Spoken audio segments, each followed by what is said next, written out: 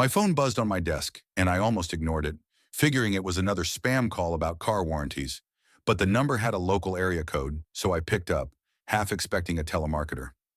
Instead, a guy with a voice like he'd smoked too many cigars rasped, "Mr. Dan Carter? Congratulations. You're the winner of the state lottery. $2 million before taxes." My heart slammed into my ribs and my hands started shaking so bad I nearly dropped the phone. 2 million bucks. I mumbled something, maybe a, "You serious?" And he laughed, saying he'd email the details. I sat there staring at my computer screen, the spreadsheet I'd been slogging through for my accounting job, blurring into nothing.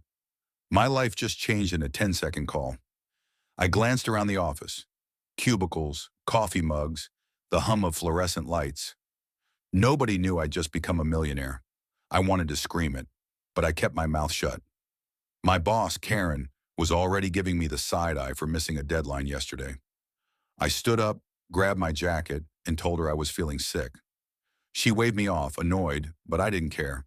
I was out the door in 10 minutes, my head spinning with possibilities.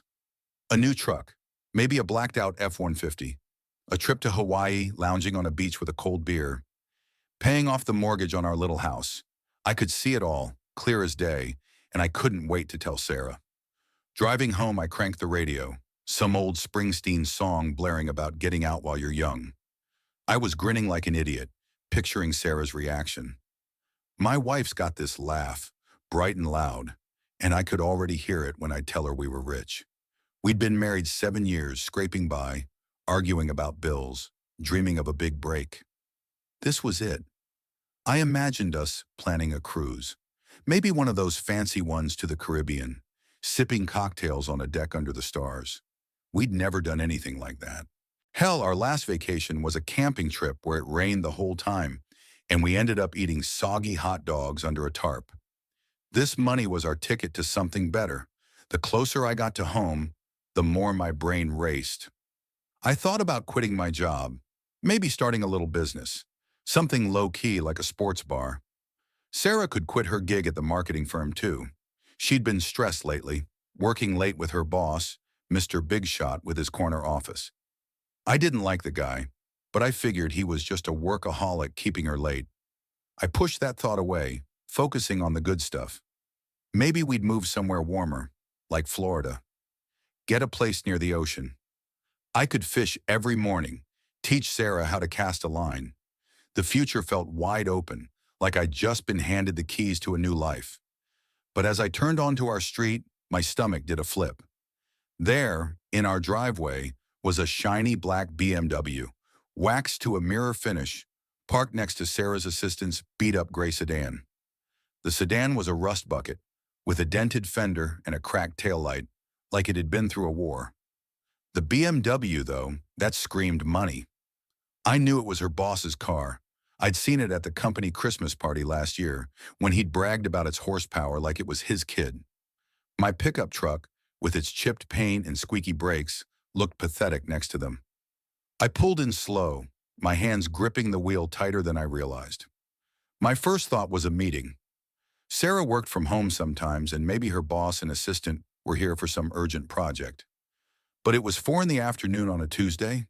Who has meetings at someone's house at that hour? A little voice in my head whispered something wasn't right, but I shoved it down. I wasn't going to let paranoia ruin this moment. I'd just won $2 million. I was about to change our lives. I grabbed my phone, still buzzing with the lottery email in my inbox, and stepped out of the truck. The air felt heavy, like a storm was coming, though the sky was clear. I took a deep breath, trying to shake the uneasy feeling crawling up my spine, and headed for the front door. I pushed open the front door, my keys jangling in my hand. I was ready to holler for Sarah, tell her we were set for life, but the sight in the hallway stopped me cold.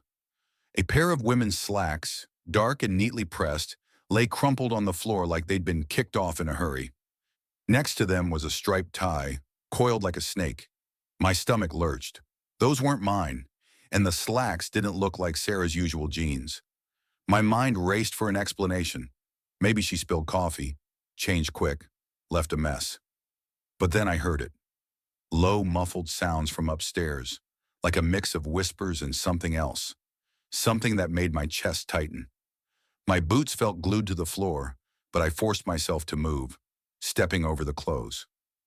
The house was quiet except for those noises, growing louder as I neared the staircase. My heart was hammering now, each beat like a drum in my ears. I wanted to yell out, demand what was going on, but something told me to stay quiet. I pulled my phone from my pocket, hands shaky, and opened the camera app. I hit record, the little red dot blinking as I held it steady. If this was nothing, I'd delete it and laugh it off later. But if it wasn't, I didn't finish that thought. I crept up the stairs, avoiding the third step that always creaked. Each move was deliberate, my breath shallow, barely daring to make a sound. The noises got clearer, soft moans, a hushed voice, then a giggle that cut through me like a knife. It was Sarah's giggle, the one I'd heard 1,000 times when we were joking around. My throat tightened, but I kept going, phone still recording, capturing every second of whatever was about to break me. The hallway upstairs was dim, the late afternoon light barely sneaking through the blinds. The sounds were coming from our bedroom, the door slightly ajar, just enough to see a sliver of movement inside. I inched closer, my pulse so loud I thought they'd hear it. I nudged the door open with my foot, slow and silent, until I had a clear view. My world didn't just tilt, it shattered. There was Sarah, my wife of 7 years, tangled up on our bed with her boss, that smug jerk with the BMW, and her assistant, the quiet one who always carried a beat-up notebook. They were all in on it, moving together like I didn't exist, like our life meant nothing. My knees buckled, but I didn't make a sound. The phone in my hand kept rolling, catching every detail. Their whispers, the way they didn't even notice the door creaking open. I wanted to scream, to charge in and tear them apart, but my body wouldn't move. My mind was racing, replaying every late night Sarah blamed on work, every time she brushed off my questions about her boss. How long had this been going on? Was it just today? Or had I been a fool for months? The phone felt heavy, but I held it steady, the video ticking on, sealing this betrayal in pixels.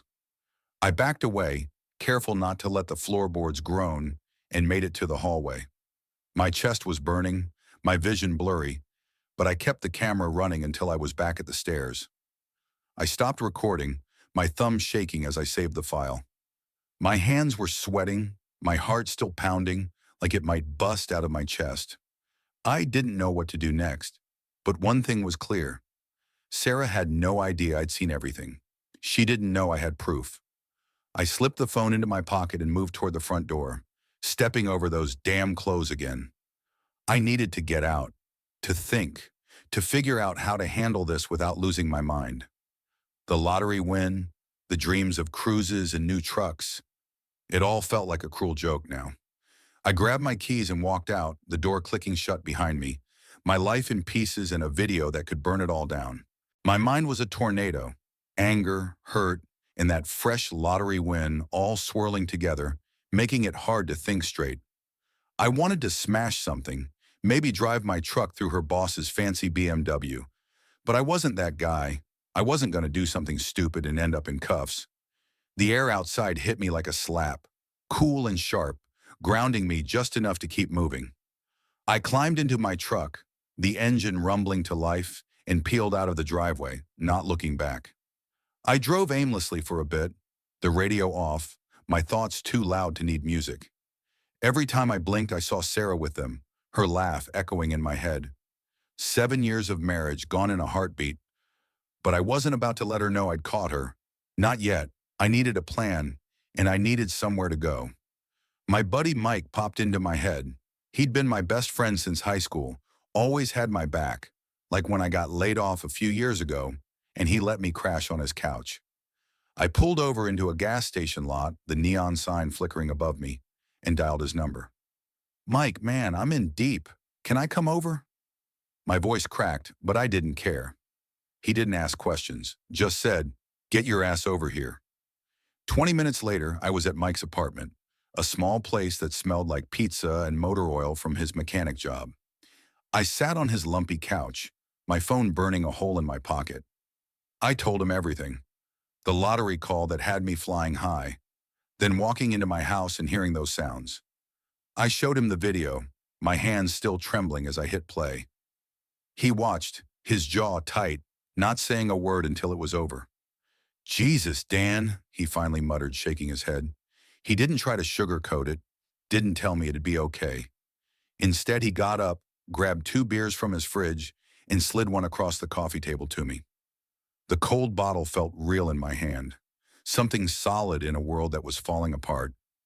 "You got to be smart about this," Mike said, leaning forward. "She can't know you know. Not yet." He was right. I wanted to call Sarah, scream at her, but that had tipped my hand. Instead, Mike pulled out his phone, scrolled through his contacts, and jotted down a number on a napkin. "This guy Tom, he's a divorce lawyer, helped my cousin when his ex pulled some crap. Call him tomorrow." I nodded, tucking the napkin into my pocket. My chest was burning, not just with pain, but with something else. Rage, maybe, or the start of something colder. I wanted Sarah to feel what I was feeling, to lose like I was losing, not just her marriage, but everything she cared about, her job, her reputation, all of it. I took a long pull from the beer, the bitter taste matching my mood. I wasn't going to let her walk away clean. Not after this. I woke up on Mike's lumpy couch, my neck stiff and my head pounding like I'd been hit with a brick. My phone was buzzing on the coffee table, Sarah's name flashing on the screen. 7 missed calls, a dozen texts. "Where are you? Call me back. Dan, please, what's going on?" I stared at the messages, my thumb hovering over the reply button. But I didn't bite. She didn't get to play concerned wife now, not after what I'd seen. I powered the phone off and tossed it aside, my blood boiling just thinking about her voice. I wasn't ready to deal with her, not until I had my ducks in a row. I grabbed my keys and headed out, leaving Mike a note to say I'd be back later. I'd called in sick to work, claiming a stomach bug, so when Sarah showed up at my office later that morning, she got nothing but an empty cubicle. I knew she'd try to track me down. She was always good at playing the part when she needed to, but I was one step ahead and it felt good, like I was finally taking control. I drove to a diner across town, a greasy spoon where nobody knew me, and called the lawyer Mike recommended. Tom answered on the second ring, his voice calm and professional, like he'd seen every kind of mess before. "Can you meet today?" I asked, cutting to the chase. He gave me an address downtown, said he'd clear his schedule for noon. I scarfed down a coffee and some toast, my stomach too knotted for anything else, and headed out. Tom's office was in a brick building with a buzzing neon sign that said Legal Services. He met me at the door, a guy in his 40s with a firm handshake and eyes that didn't miss much. I sat across from him, my phone burning a hole in my pocket. "I got something you need to see," I said, pulling it out and opening the video. My hands shook as I hit play, the sounds from yesterday filling the room. Sarah's giggles, the whispers, all of it. Tom watched, his face blank, not flinching once. When it ended, he leaned back and said, "This is gold for a divorce case. Adultery clear as day. You want to move forward?" I nodded, my jaw tight. "Yeah, I want her out of my life." We talked strategy. Tom said the lottery win complicated things. Sarah could try to claim a chunk of it if she found out. "You haven't claimed it yet, right?" he asked. I shook my head, explaining the call from yesterday, the $2 million waiting for me. "Good," he said. "Keep it quiet. Don't sign anything yet." That's when I got the idea to put the winnings in Mike's name for now. He was my best friend, the only guy I trusted. I called him from Tom's office, put him on speaker. "Mike, can you claim something for me?" "The lottery ticket, just for a bit, to keep it out of Sarah's reach." He didn't hesitate. "Whatever you need, man." Tom nodded, said it was a smart move, and started drafting the divorce papers right then, his fingers flying over his laptop. I left his office with a plan forming, sharp and cold in my mind. Sarah wasn't just going to walk away with an apology. I wanted her to feel the sting of what she'd done. Back at my truck, I sat in the driver's seat and pulled up the video again. My thumb hovered over the share button. I typed out 3 emails. One to Sarah's parents, who'd always acted like I wasn't good enough for their daughter. One to her HR department, addressed to the head of personnel, and one to the fancy Pilates club she went to every Saturday, where she bragged about her perfect life. I attached the video to each, no message, just the file. Let it speak for itself. My heart was racing as I hit send, knowing there was no going back. Those emails would land like bombs, and Sarah would have to face the fallout. I started the truck, the engine rumbling, and drove back to Mike's. My mind set on one thing: making sure Sarah lost as much as I had. The emails I sent were like tossing a match into dry grass. They caught fire fast. Within a week, my phone lit up with voicemails from Sarah, her voice shrill and panicked, begging me to call back. I didn't. I'd been staying at Mike's, keeping my head down, and every time her number flashed on my screen, I felt a grim satisfaction. The video I'd sent had done its work. I wasn't there to see the fallout, but I got the details through the grapevine, and each piece felt like a small victory in a war I didn't start. About 10 days after I sent the video, Mike came home from his shop, grease on his hands, and tossed his phone on the table. "Check this out," he said, pulling up an email from a mutual friend who worked at Sarah's company.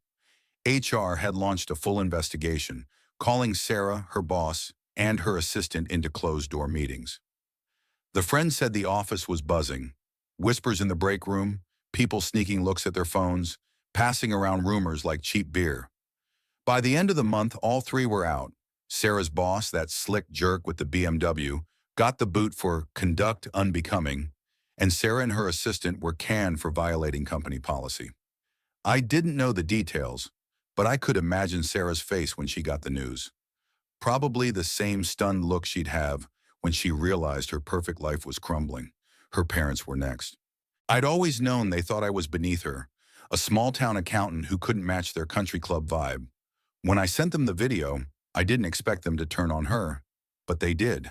Mike got a call from another friend who'd heard through a cousin that Sarah's folks had cut her off cold. No more monthly checks, no more Sunday dinners. They were humiliated, the kind of people who cared more about their reputation than their daughter. I felt a pang of guilt for about a second, but then I remembered her laugh in that bedroom, and it passed. The Pilates club was the final blow. Sarah loved that place, always posting about it online, acting like she was some fitness guru. I'd sent the video to the club's manager, and word got around fast. A buddy of Mike's wife was in the same class and said Sarah's name was Mud by the next session.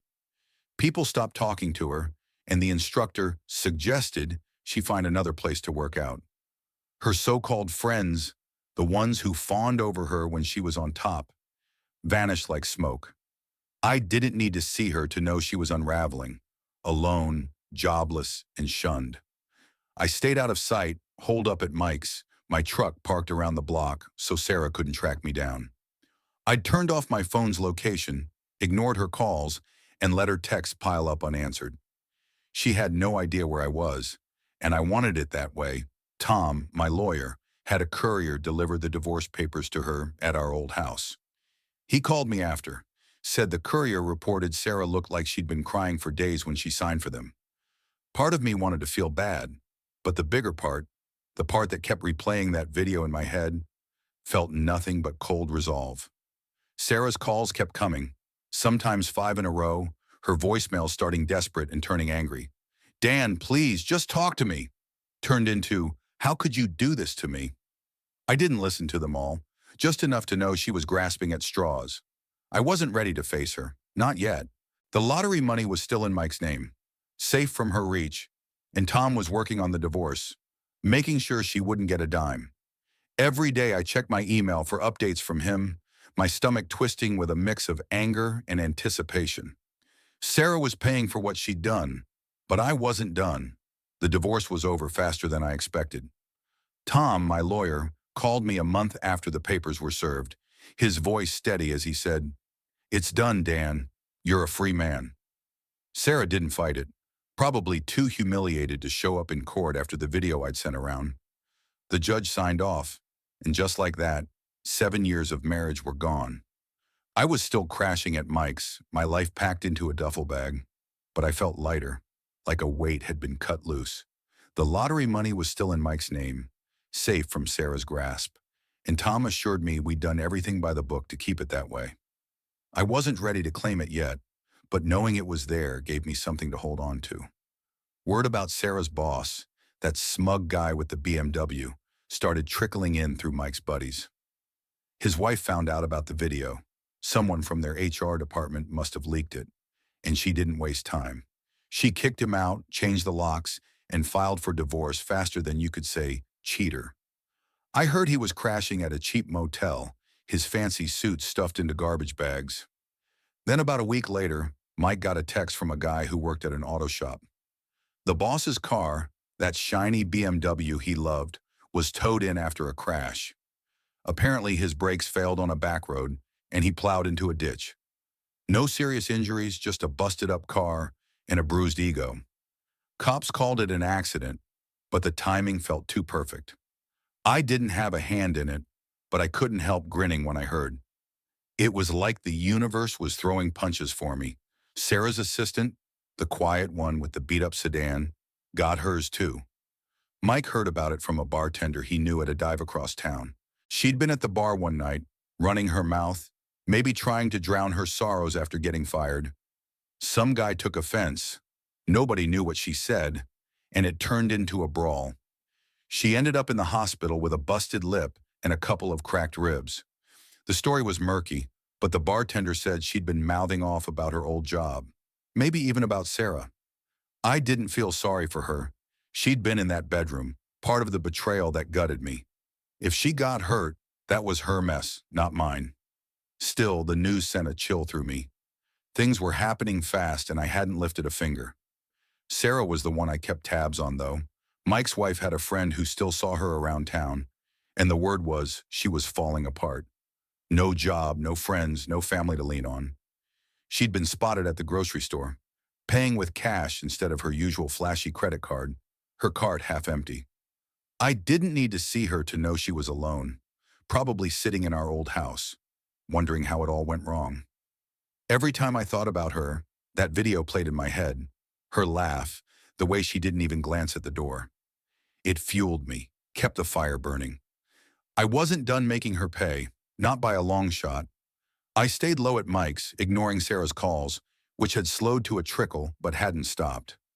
Her voicemails were a mix of pleading and rage, but I deleted them without listening to the end. I didn't want her excuses in my head. Instead, I focused on the next steps. Tom had mentioned the lottery claim could be transferred back to me soon, but I needed to be careful. Any slip, and Sarah might catch wind of the money. For now, I kept my phone off most of the time, only checking it for updates from Tom or Mike. The tension was building, like a storm waiting to break. I didn't know what was coming, but I felt it. Something big, something that would shift the ground under my feet. I was just getting started, and whatever happened next, I'd be ready. 6 months after the divorce, I was starting to feel like a new man.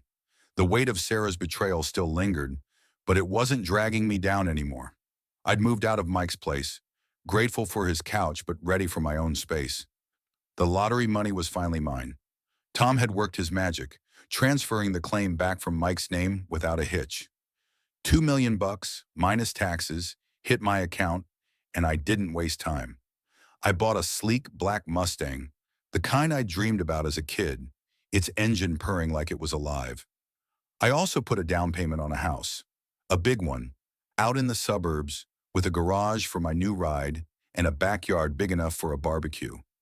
For the first time in forever, I was calling the shots, building a life on my terms. That night, I was at a fancy restaurant downtown, the kind of place I'd never stepped foot in before the money. I was with Lisa, a blonde I'd met at a car show a few weeks back.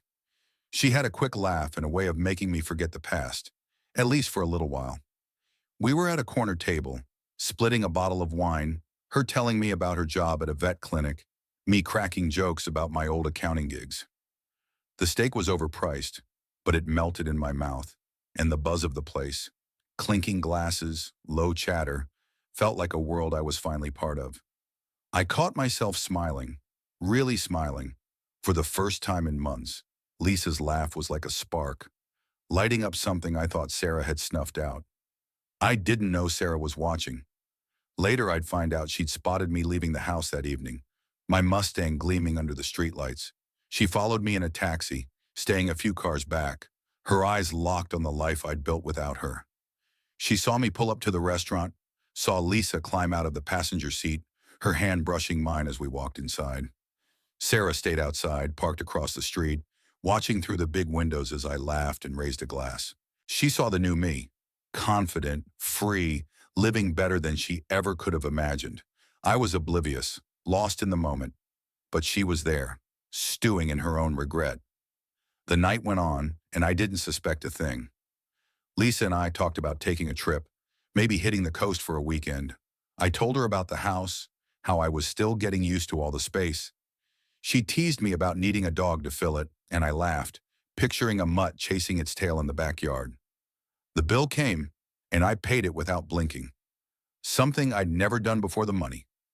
We stepped outside, the night air cool, my arm around Lisa's shoulders as we headed to the Mustang. I didn't notice the taxi idling down the street, didn't see Sarah's silhouette in the back seat, her hands clenched in her lap. She was invisible to me, but I was all she could see. A man who'd taken the ashes of her betrayal and built something better. Driving home, Lisa's hand on my knee, I felt a quiet kind of triumph. The pain of what Sarah did hadn't vanished, but it was fading, like a bruise you only notice when you press it. I was living good, better than I ever had, and it felt right, like I'd earned every second of it. But there was a tension under it all, a nagging feeling I couldn't shake. Sarah was out there, and even if I didn't know she'd followed me, I could feel the past creeping closer, like a shadow I hadn't quite outrun. I pushed it down, cranked the radio, and let the Mustang's rumble drown it out. For now, I was moving forward.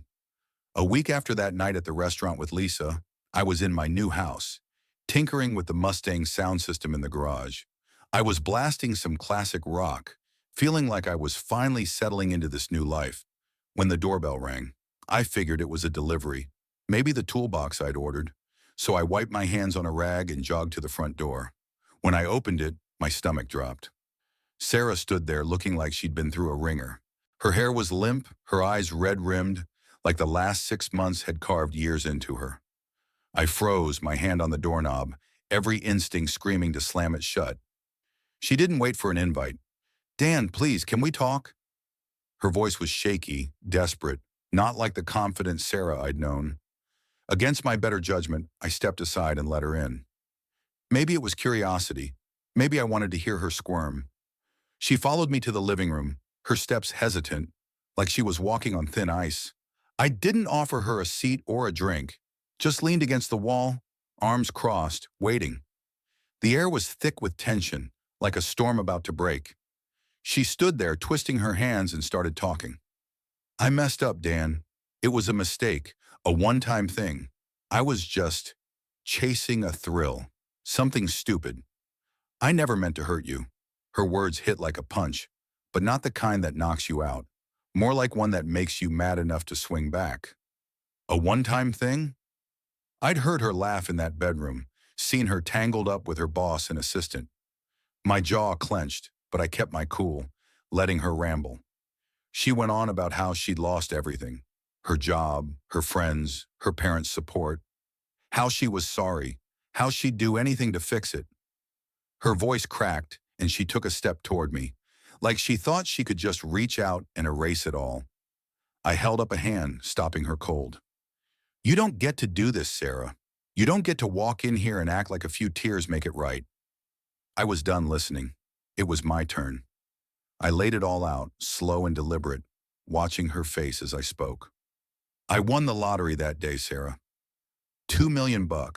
Got the call at work, was driving home to tell you, picturing us planning a big trip, maybe a new life. Then I walked in and saw you with them." Her eyes widened, like she was just now realizing what she'd thrown away. I kept going, my voice steady but sharp. "I protected the money, put it in Mike's name so you couldn't touch it. That video, I sent it to your parents, your HR, your fancy Pilates club. You lost everything because of what you did, not me. Your betrayal, it set me free." She flinched with every word, like I was landing blows. I could see her trying to process it. The money, the video, the fact that I'd outmaneuvered her. "Dan, I didn't know," she whispered, her voice breaking. "I swear, I I cut her off. Doesn't matter what you knew. You showed me who you really are, and I'm done. I walked to the door, opened it, and pointed outside. Get out. We're done here. She stood there for a second, mouth open, like she thought she could change my mind. Then she shuffled out, her shoulders slumped, not looking back. I shut the door, the click echoing in the quiet house. I stood there, heart pounding, but not with anger, more like relief. Telling her the truth, seeing her realize what she'd lost, it felt like closing a chapter. I wasn't the guy she'd walked all over anymore. I was free, ready for whatever came next, whether it was Lisa, the open road, or something I hadn't even thought of yet. I grabbed my keys and headed back to the garage, the Mustang waiting, my new life humming along like its engine. A month after I kicked Sarah out of my new place, I was grilling burgers in the backyard, the smell of charcoal in the air, when I went to check the mailbox. Tucked between bills and junk flyers was a plain envelope, no return address, just my name scrawled in shaky, uneven handwriting. My gut twisted as I tore it open. Inside was a single photo, me and Lisa at that fancy restaurant a month back, laughing over wine, snapped from a low, sneaky angle, like someone was crouched in the bushes. Clipped to it was a note, the words typed in stark black ink. Attempting to conceal lottery winnings by transferring the ticket to another person is illegal. You are a fraudster. Ask Mike about the lottery ticket. My blood ran cold like I'd been dunked in ice water. Mike? My best friend. The guy who'd let me crash on his couch? Who'd held the lottery claim to keep it from Sarah? I stood there, the envelope crumpling in my fist, the photo's grainy edges biting into my palm. The note's words burned in my brain. Fraudster, illegal, Mike.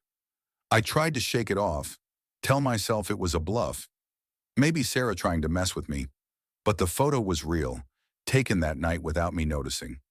Someone had been watching, and they knew about the money. I stuffed the photo and note in my pocket and headed inside. My burger forgotten, the backyard suddenly feeling too open, too exposed. I grabbed my phone and dialed Mike. It went straight to voicemail, his gruff voice saying, "Leave a message." I tried again. Same thing. My heart was pounding now, a sick feeling creeping up my spine. I texted him, "Call me, urgent." No reply. I waited 10 minutes, pacing the kitchen, then grabbed my keys and jumped in the Mustang. Mike's apartment was a 20-minute drive, and I made it in 15, weaving through traffic, my knuckles white on the wheel. When I got there, his truck wasn't in the lot. I banged on his door, loud enough to draw a neighbor's glare, but no answer. I peered through the window, empty, no furniture, no tools, nothing. It was like he'd vanished. I drove back home, my mind racing. The money was in my account. I checked it that morning. Tom, my lawyer, had handled the transfer from Mike's name back to mine, said it was clean. So why this note? I called Tom, my voice tight as I told him about the letter. He was calm, said it sounded like a scare tactic. Maybe Sarah or someone from her old job stirring trouble. "Don't panic, Dan," he said. "The transfer was legal, just a precaution. I'll look into it." But his words didn't ease the knot in my chest. I kept the photo in my pocket, its weight a constant reminder. Every creak of the house, every car passing by, made me jump. I started checking the locks twice every night, sliding the deadbolt with a heavy clunk. I'd walk the perimeter of the house, shining a flashlight into the shadows, half expecting to catch someone lurking.